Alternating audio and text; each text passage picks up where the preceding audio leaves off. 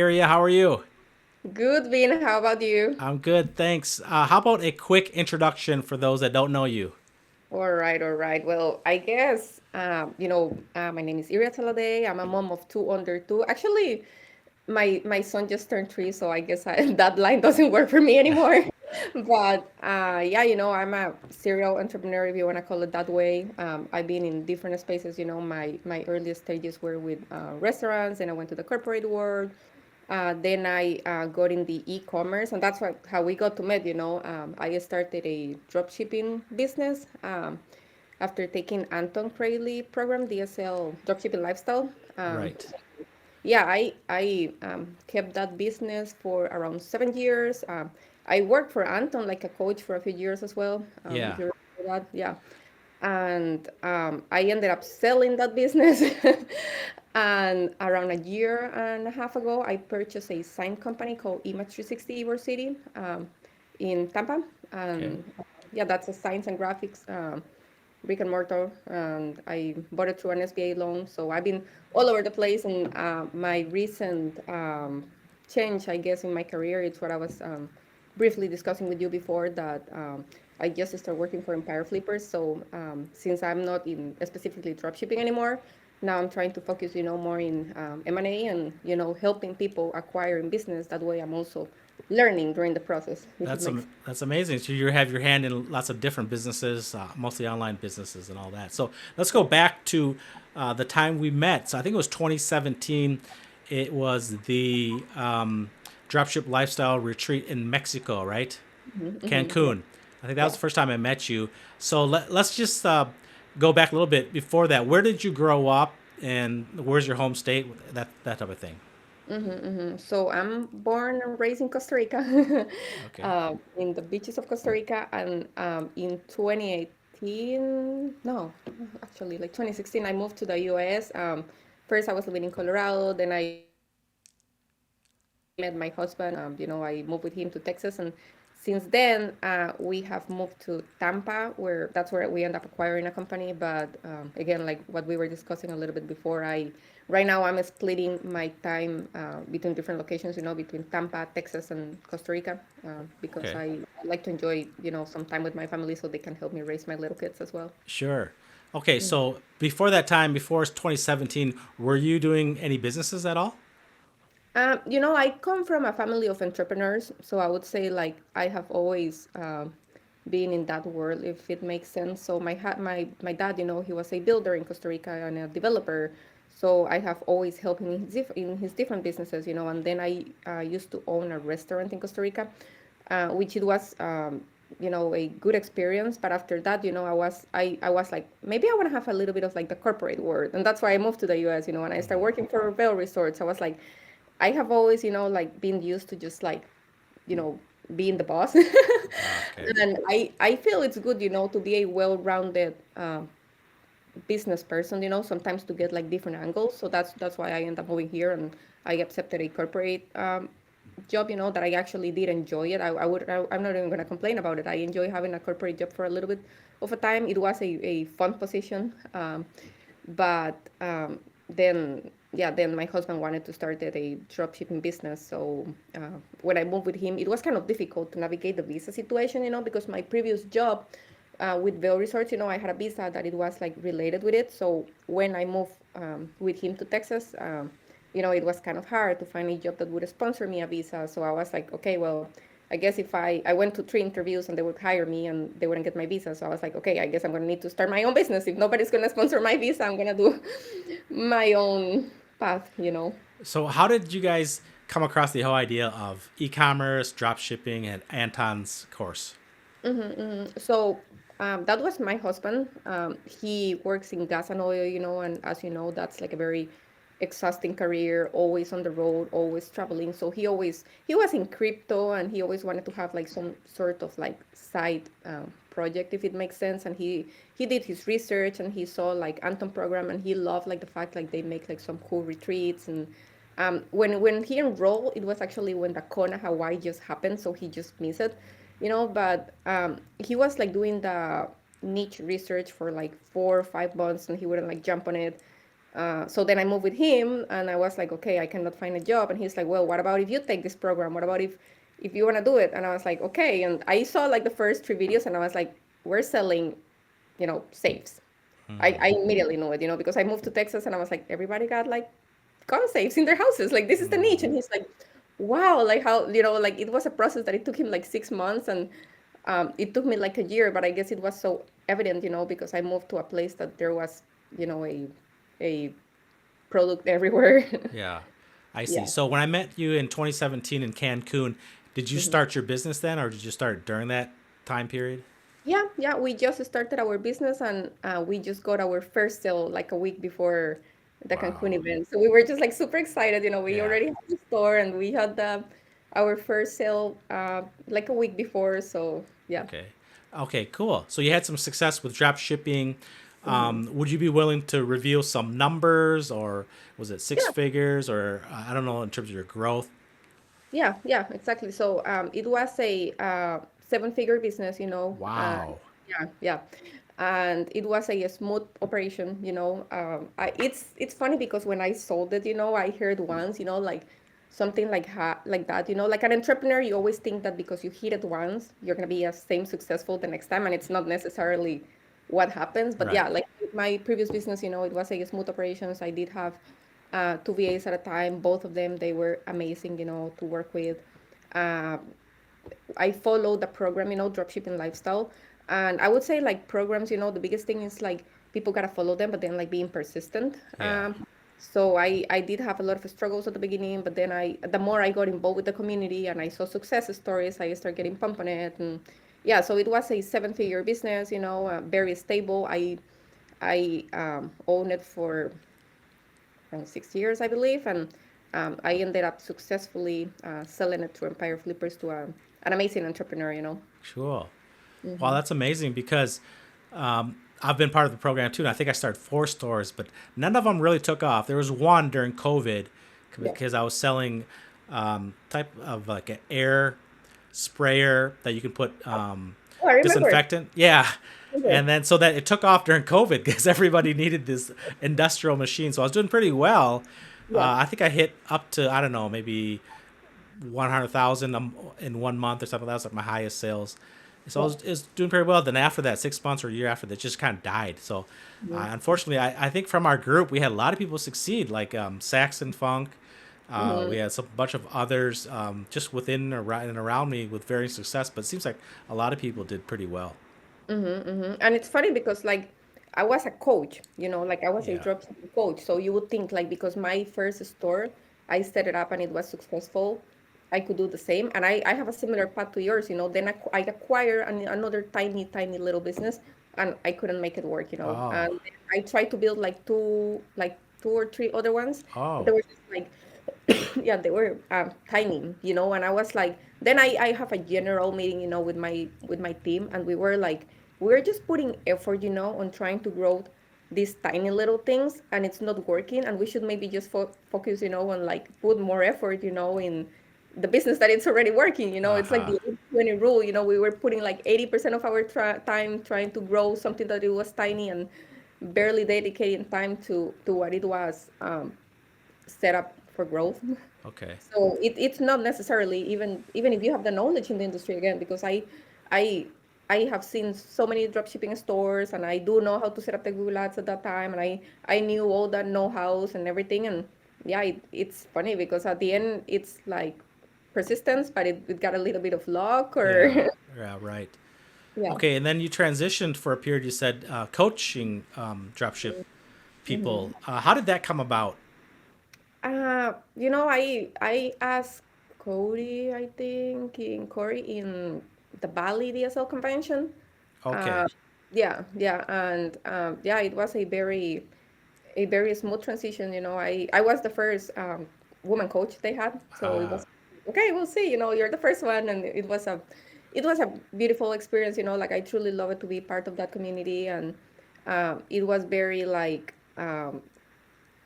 fulfilling to help people. it was also a little bit frustrating, and I would say that's the reason why I stopped coaching, because when you coach someone, but like sometimes people succeed and sometimes they don't, and you take it like personal, So then I was Uh-huh. talking with like 80 entrepreneurs, and I was like, trying to give my best advice, and some of them would kill it, and some other don't, and I was like overthinking it. Okay, like why I cannot make this? Why cannot make this person, Right. successful? But yeah, so that's how I in a DSL convention, I feel like sometimes you just don't put yourself out there, and actually that's something I discussed in my interview with Empire Flippers. Like the opportunities are there, like any other DSL student at the moment, if they have a successful business, they can just approach Anton, or Cody, and tell them like, hey, I'm here, Yeah. like I have a little bit of experience, I can help others, and Sure. the opportunity, it might be just making a question. Okay. Good. So then you held on to the business, seven-figure online dropshipping store, and the sixth or seventh year or so, you sold it to Empire Flipper on Empire Flippers. So maybe you can explain what is Empire Flippers for people that have never heard of it. Sure, sure. So, Empire Flippers is a broker, it's an online marketplace. So, we help people, sell their business, and we help people, purchase their business. So, we do the listing, and we do all the, betting process, and the sales process, and the migration process. And yeah, that's what we are. Okay. Then how did you get to know Justin, the co-owner, founder of Empire Flippers, and then eventually working for him? Yeah, so it's funny how networking goes, because I met him in Bali the same day that I was talking with Corey, about being Oh, yes. a dropshipping coach, Empire Flippers, and I think it's awesome. Like they used to sponsor, all the. It was like a dinner, you remember, in the DSL conventions, like Yes. event sponsored by Empire Flippers, yeah. And it looks like those pay off, because like they sponsor them, and then people like me, they're like, okay, when I sell my business, I'm gonna eventually sell it through Empire Flippers, Right. like. So yeah, I met him briefly there, and his wife, and but I also saw the brand before. I saw them in Mexico when we first met. They did a speech, and they went to Bali, and I think Justin did a speech, and then in Prague I saw Andy doing a speech as well, in Prague, where I was a speaker as well. So I was like, that looks like a really cool brand. It's like those things that I'm like, I would say like I'm a awesome entrepreneur, but I'm also like a really good employee. Like I love to be part of something, just Yeah. not something as big as a corporation, but like some part of an organization. Mm-hmm. And yeah, as I envisioned myself in dropshipping lifestyle, then when I start seeing that little yellow crown from Empire Flippers, I was like, that looks like a cool brand. It's something that I could see myself working for eventually. So yeah, that's it's crazy how like a good branding and good public relationships can help uh, for creating future clients, because like my business was not even successful in Mexico. I just have one sale, but after hearing, I believe it was Justin that time, I was like, okay, when my business is going to grow, I'm going to sell it. I'm going to build to sell. Yeah. And I was already thinking and making the numbers. Okay, if I can make the business this big, I can sell it for this amount. And Sure. And then what's your yeah. official title with Empire Flippers? Yeah, so I'm a business advisor, and I'm Okay. part of the sales department. So I help buyers, with their buying process, like review different listings if they got like technical questions, if they want to jump on seller calls. I help a little bit with the negotiation. Like we try to make it a win-win for both parts. For the seller and the buyer. But yeah, I'm on the buy side. Okay. Yeah, I had a good experience with Empire Flippers too. I sold my Amazon FBA business through them.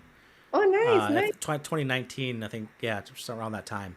Yeah. So I really enjoyed it. And then I got to know Justin because he was living in Vietnam, Ho Chi Hmm. Minh City. So we'd have these meetups and get to know each other. And then I also joined a group called Dynamite Circle by Tropico Okay. MBA. Yeah. So I would join their events in Bangkok in 2019 and then Mexico City in 2023. So I've been familiar with those guys too. So. Yeah. Yeah. That's amazing. All right, so then you transition eventually to buying a more of a storefront in Tampa, right? Can you tell us about that business? Exactly. I'll tell you about that. And it was funny timing, because when you reach out to me about this interview, I was about to make a LinkedIn post of like my past year. Yeah. I was like, this is such a coincidence, so I'm just gonna hold it for myself, like up until I talk with you. But I feel like when you reach out to me, where you were like, Iria, I want to hear about your success. Like, what are you up to? And I was like, because you see me in social media, you see me Sure. active, and I'm like, people always like to share and talk about their success, but nobody wants Hmm. to talk about their failures. Yeah, that's so And true. yeah, to be super transparent with you, like my past year and a half suck. Like it Mm. was awful, like I would say I did the best exit of my life. I I sold a wonderful business, but karma didn't play good on my end. I bought an awful business.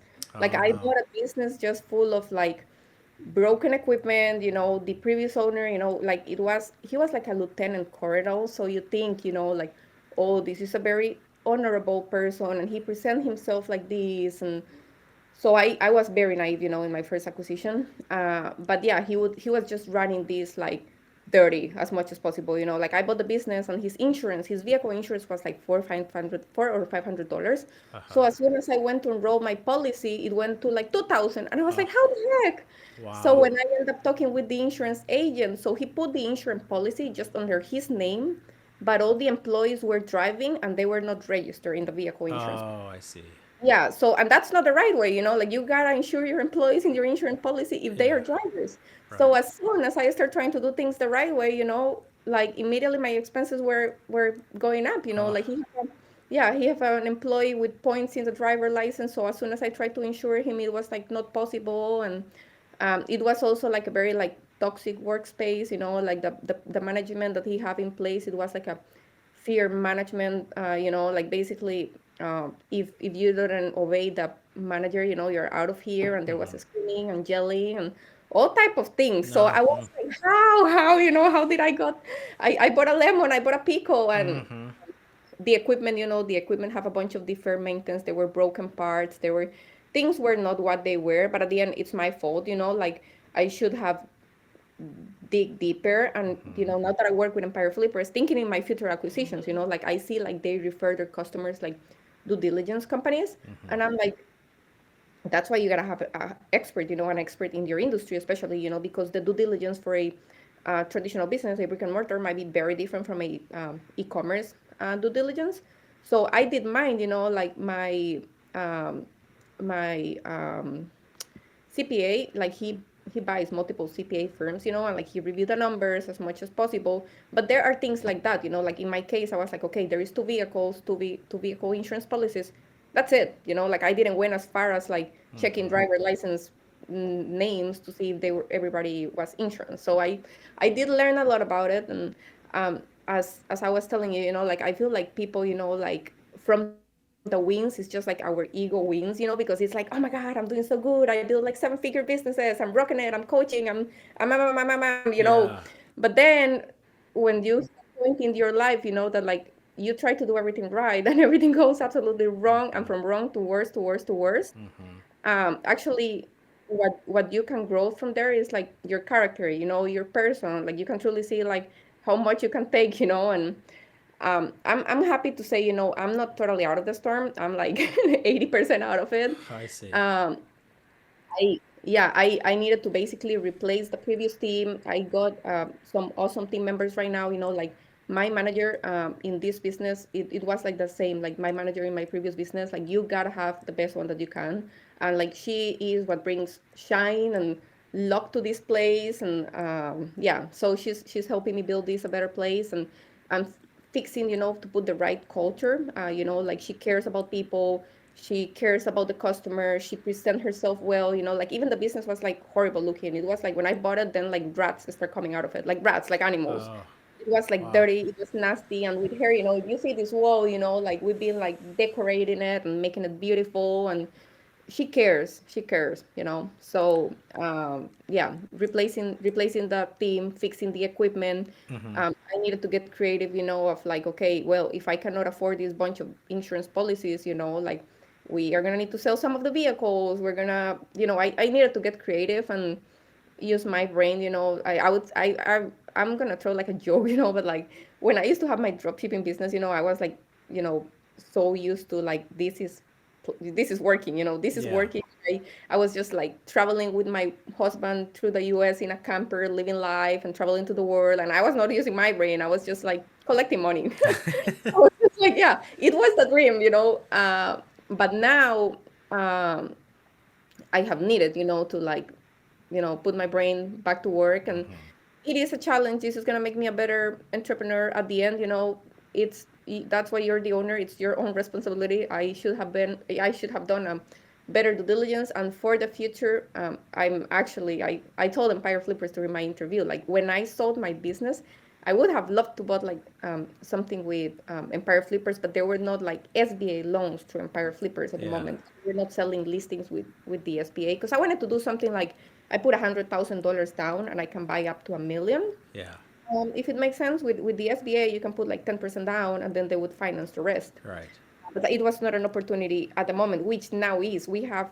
It's rare, but we have a few SBA listings every once in a while, and they are a great opportunity.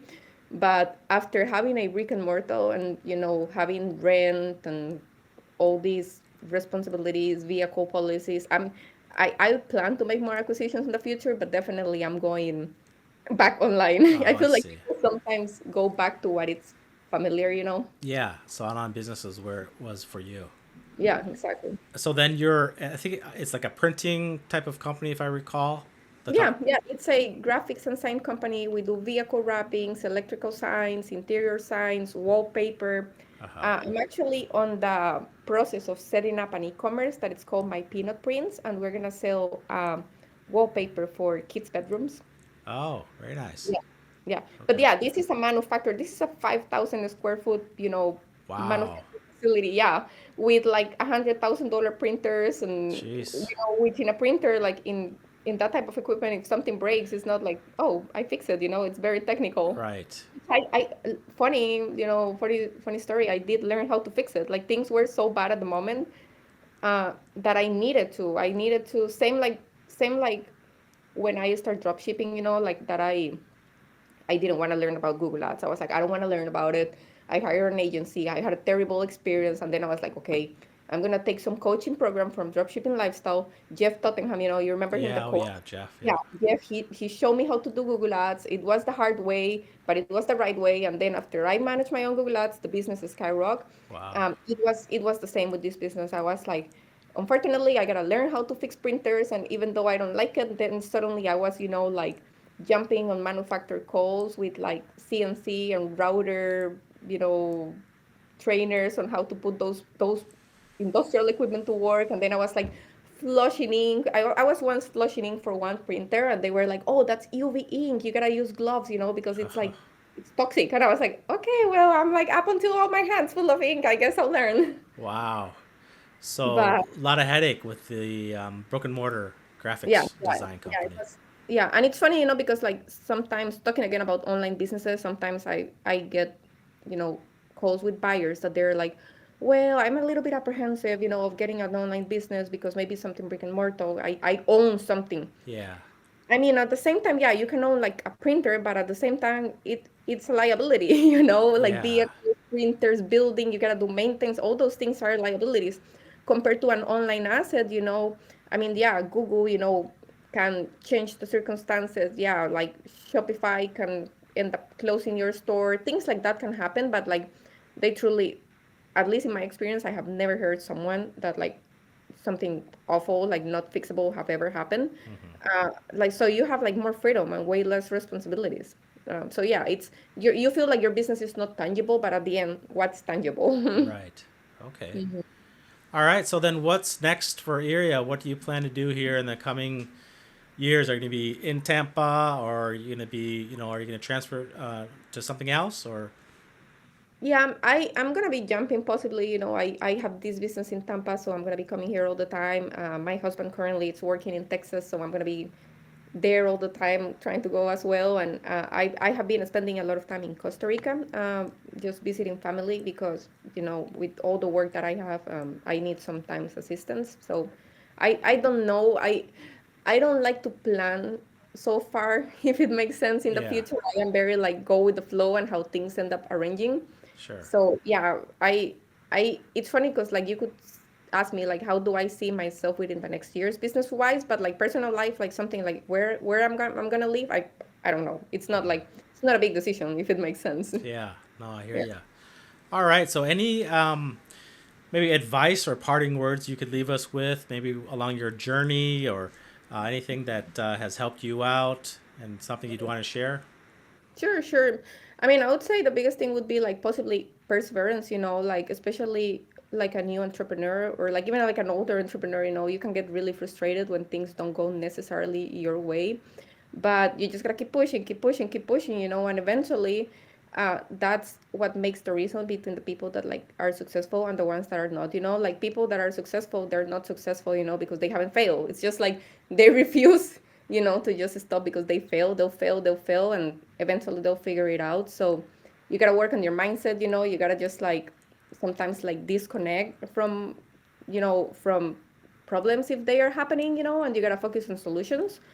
And yeah, just think about that, like I know, like how I told you before, like it's easy when you win and it's your ego gets boosted, and who doesn't like to win, like we all love to win, we all love to make money, we all love to be recognized, like social media, obviously, like I got an award like in 2022, I remember, for Brains magazine. So it's cool, when you're like when life is shining on you. But um if if you want to be an entrepreneur, I would say like when things are going like south, that's where truly you can see like how hard are your bones. And just learn and keep going from it.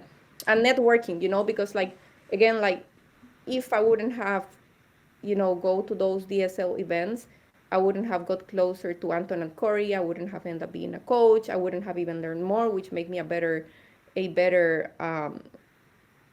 drop shipper. I feel like sometimes you even gotta see jobs like they can be like an internship.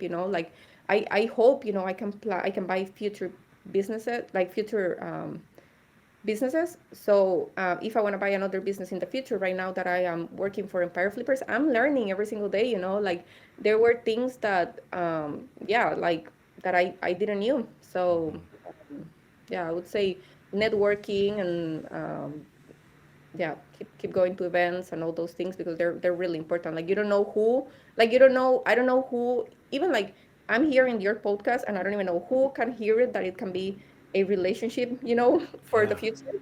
sure. uh, and same like you interviewing me today, where am I going to share this podcast, how it can like be creating relationships for your future. So I do believe in the yeah, in the creating meaningful relationships. Yeah, wow, great advice all around. I really appreciate that, Yeah, absolutely. Iria.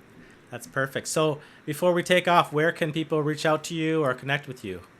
Yeah, yeah, sure. So I would say the easiest thing is like LinkedIn, like Iria Taladay on LinkedIn. Yeah, that'll be the easiest. And there you can like just message me and I'll be happy to help. Also, like if you go through Empire Flippers, if you want to buy or sell a online business right now, you can just go to Empire Flippers and I'm listed of like one of their team members. So I'll be happy to help.